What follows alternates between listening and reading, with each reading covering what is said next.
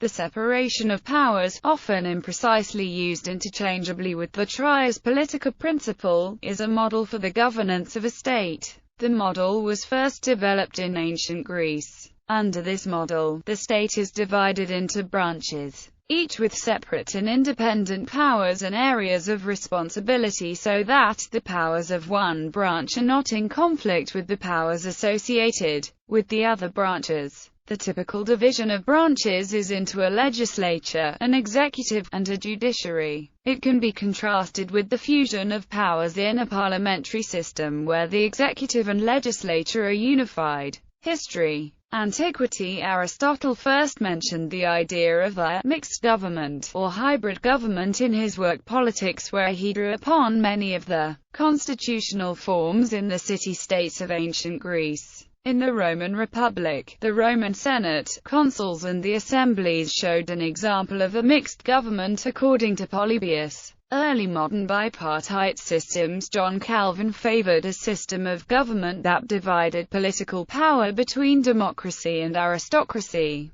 Calvin appreciated the advantages of democracy, stating, "It is an invaluable gift if God allows a people to elect its own government and magistrates, in order to reduce the danger of misuse of political power." Calvin suggested setting up several political institutions which should complement and control each other in a system of checks and balances. In this way, Calvin and his followers resisted political absolutism and furthered the growth of democracy. Calvin aimed to protect the rights and the well-being of ordinary people. In 1620, a group of English separatist Congregationalists and Anglicans founded Plymouth Colony in North America. Enjoying self-rule, they established a bipartite democratic system of government. The freemen elected the General Court, which functioned as legislature and judiciary, and which in turn elected a governor, who together with his 7 assistants, served in the functional role of providing executive power. Books like William Bradford's History of Plymouth Plantation were widely read in England, so the form of government in the colonies was well known in the mother country, including to the philosopher John Locke. He deduced from a study of the English constitutional system the advantages of dividing political power into the legislative, on the one hand,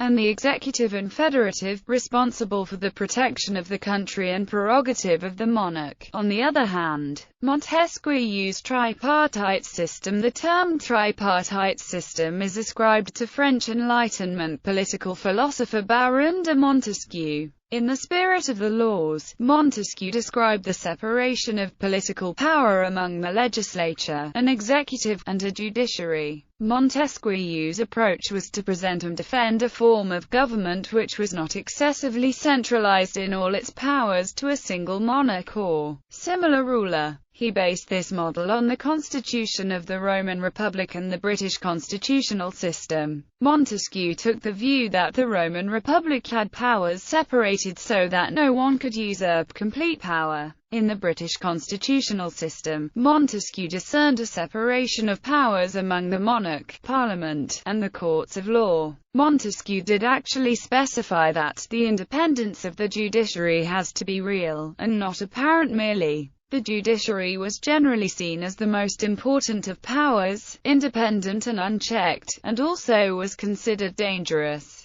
Checks and balances to prevent one branch from becoming supreme, protect the opulent minority from the majority, and to induce the branches to cooperate. Government systems that employ a separation of powers need a way to balance each of the branches. Typically, this was accomplished through a system of checks and balances, the origin of which, like separation of powers itself, is specifically credited to Montesquieu. Checks and balances allow for a system-based regulation that allows one branch to limit another, such as the power of the United States Congress to alter the composition and jurisdiction of the federal courts. Both bipartite and tripartite governmental systems apply the principles of the separation of powers to allow for the branches represented by the separate powers to hold each other reciprocally responsible to the assertion of powers as apportioned by law. The following example of the separation of powers and the mutual checks and balances for the experience of the United States Constitution is presented as illustrative of the general principles applied in similar forms of government as well.